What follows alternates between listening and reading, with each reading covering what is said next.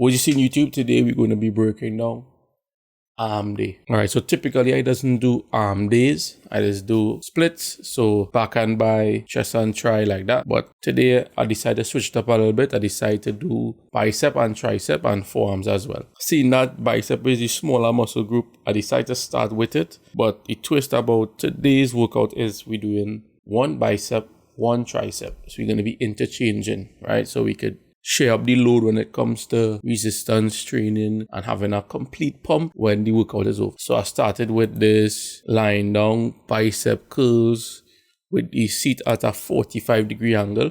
I see Sebum doing this, and he said this is one of his favorite bicep workouts, and I have to agree with him because this workout is crazy on the pump, on the stretch, on the momentum, like it's dread.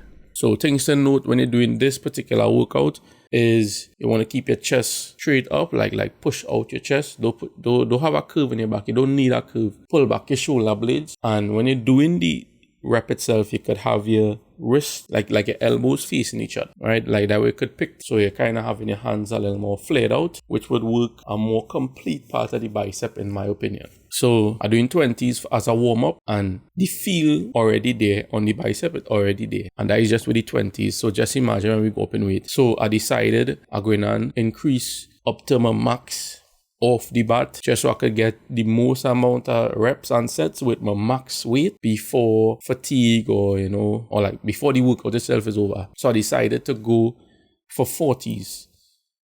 All right, it kind of overkill for this particular workout, but seeing that I'm doing it first, I say, well, yeah, let me do 40s, let me just get a good shock on the muscle, right?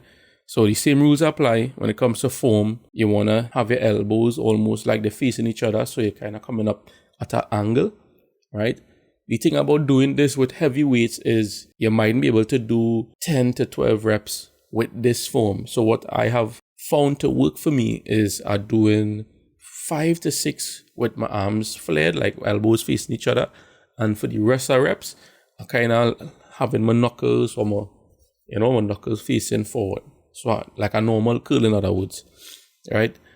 I feel like it is work different parts of the bicep as well as giving me enough kind of feel to finish the set, or like enough resistance to finish the working set, right?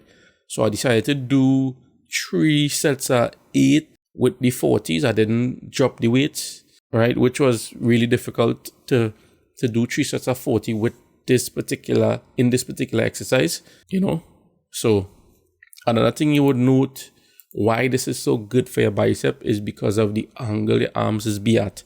So while you're lying back, your arms is naturally with the weight, it would go behind you, right? So meaning all the momentum that you would be getting from your body to do normal bicep curls, it's non-existent. So while your arms behind you, it's only your arms you could use to lift the weights, if that makes sense. So it's really a S-tier workout when it comes to bicep growth, pump, and overall thickness of the bicep. On to the next workout. So as I say, I was going to do a kind of switch it up, do one bicep, one tricep. So I decided to go with skull crushers on the Smith machine as my first tricep workout. Usually I just do skull crushers with a cable, like seated, and I put on a rope and I do my skull crushers like that, or a V-bar. But I tell myself I want to do something where I could actually go heavier than what I would usually do on the cable. Now the cable is heavy, yes, right? But it has taken so long for me personally to get the feel that my tricep working. I decided to do skull crushers on the Smith where I could control the motion, one, and increase the weight. So we started with our 25 just to get the feel, and you could see the form in this is like almost flared out, but when it comes to skull crushers, it's really good to picture your elbows keeping tucked, tucking your elbows throughout the rep. But seeing that I'm doing a kind of pseudo skull crusher J press kind of movement, I decided, well, it's not that bad if I keep picturing my elbows tucked, even though I know it's not fully tucked, especially in the full stretch. Right, so the bar already coming behind my head and it already stretching my tricep on max. So I was like, well, it working. So, and you want to watch where you're holding the bar, right? You don't want to hold it too wide, or you don't want to hold it too close, like it's a triangle, like it's a diamond push up you do, or you don't want to do it like it's a bench press, right? Just shoulder width or a little bit in shoulder width is like a sweet spot. I realized that seems to work the tricep the most, right? And when you come down with skull crushers, you want to keep your wrist locked while the bar going through its natural path, like right here on your arm. You want to keep that lock. So it would actually, if you carry back your hand right now and you keep your wrist locked like this, you would actually feel your tricep tensing. So that is the movement we're trying to mimic with weights. Okay, so I decided to do 3 sets on this workout with progressive overload. So I started with 25, went to 35, and I finished with 45. Now, I doesn't necessarily do this workout, so it was kind of daunting on me to do a 45 plate on a side. I was like, I ain't sure I want to do that much weight, as seeing that I doesn't actually do this particular exercise for my triceps. So I decided to still try it and do it to see how it feels, and it feels amazing. I think I get like 8 reps, solid reps, and then I started to press like as a kind of superset, you know. So as you would see how it feels with my facial expressions. It was nice though. I would say this workout out of 10 offer tricep feel and overall, overall squeeze, I would say is about an 8 out of 10. But as you can see, I'm working for every rep. That is basically what I want with any workout you're doing. So that is why this was such a nice workout to start tricep with. And you can see I'm trying to keep my elbows tucked or like as facing forward as possible. It mightn't look like that, but mentally, that is what I'm trying to do. It had some reps where I decided to flare my elbows just to see if I could target a little different part of my tricep or like get a different feel, So it was really a learning experience in terms of finding what works, what doesn't work, but everybody is different. But I guarantee you, if you do this exercise, not with your seat straight up, but at an angle, same 45 degrees, it would open your eyes to a different feel on the tricep, For the second bicep workout, I decided to go with hammer curls, but with the rope and the cable for constant tension on this part of the bicep. Basically, this is the part where this work, the hammer, where hammer curls is actually grow, and is a crucial part of the arm because it is actually show a lot of separation when it comes to your tricep and your bicep. And the reason why doing it cables for me seemed like a better option is because of the constant tension on the arms. Like if you're doing dumbbells, when you do your hammer curl, your brain is naturally, when you're at your rest position, your brain is naturally let go of the weight. So your shoulders, your tricep, everything but your bicep does be using the momentum to hold the weight on the bottom of the set. So what I like about hammer curls on the cable is it does give you a chance to not give up on your bicep, which was really crucial for this workout. So I decided to do progressive overload as well in this workout. I think I started with 70 or 60 and I ended up going up to 100. My last set though, I did a drop set because 100 was kind of pushing the max a little too much. So I decided, all right, see how much you could get with the 100 and then work backwards. I think I got about 6 with the 100 and I went down to 90. I got about 6 and then I went down to 80 and I got about another 6. So it was nice. And the ending reps, as you could see, it wasn't pretty. It was mostly like me using my body now to finish the rep, which was understandable because I didn't expect to be perfect when I raised the weight that much, right? So I started recruiting other body parts to finish the set. as well as doing a bit of a swing like you're doing barbell curls. Things you want to think about while doing this exercise is kind of keeping you could keep close to the bar, yeah, close to the cable itself, but you have to keep your elbows tucked as much as possible with your neutral grip. And you see, once you reach the top of the movement, you still want to give yourself a little more of a nudge. Even if that is using your entire arm to finish, you want to nudge up all the way, thinking of kind of opening, like you're opening your arms like this, a kind of turning motion. So when you reach on the top of the rep, you want to picture yourself turning. So now if you could hold that and then go back down, it will be such a good feel on the inside part of your bicep. I don't know what it is do, but it does actually work a lot, I found. So on to the second tricep workout, which is kind of staple when it comes to working a tricep. It's kind of my favorite, I would say, is tricep push downs, but with the V-bar, and you're going extremely heavy, right? A lot of people just do lightweight, like we say 35, 40, 25, like that. But I realize pushing yourself to go as heavy as possible on this particular movement, it was kind of an eye-opener for my tricep growth in terms of strength. Everybody could do it. Have a lot of people who just say do 12 to 15 reps in this. But if you treat this like a compound movement where, you could only do 6 to 8, I think that would be serious for your tricep.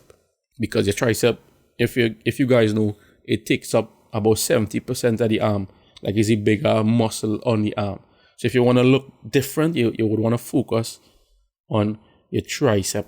And as I go in heavy with weights, I like to put on my belt, not because it necessarily helping me lift heavy weights. It is kind of control my breathing, keep my core tight, and help me focus. Even though the belt might be needed, it helped me increase the weight. I actually did 4 sets on this workout, and the last set was a drop set, and I went up to 110, which was crazy, right? And if you want to get that serious horseshoe on the back of your tricep, that's basically from doing this workout, but doing it the right way. So yeah, 4 sets. Because you're going heavy, you would want to keep the rep range a little lower. Like 8 is a good point to aim for when it comes to this particular exercise. If you're doing a drop set, you would want to do at least 4 reps at your max, like over your max, and then come down about 20%, drop to about, like you say, doing 100, they want to drop to 80, and they want to finish with about at least 4 to 6 reps. Not necessarily to failure, but if you do not drop set, you will be going to failure.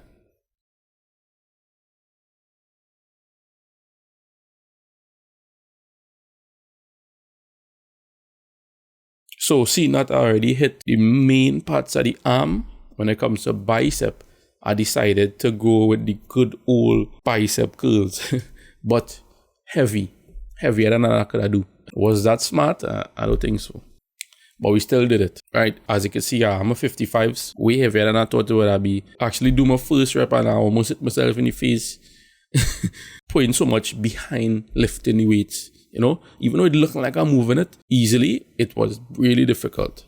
As you can see, I started to struggle after like 3 reps, So I decided to drop the weight instantly and make it a drop set. So I decided to drop off at least 10 pounds off and keep repping it out. The good thing about this particular exercise is momentum is being used, one, so you could do it later on in the workout, and doing it unilaterally, you could focus on the weak points of each arm. Instead of doing barbell curls, doing the normal bicep curls with a dumbbell, no arm could get away from its weak points, right? As you can see, it had plenty times my left arm struggling more than my right arm.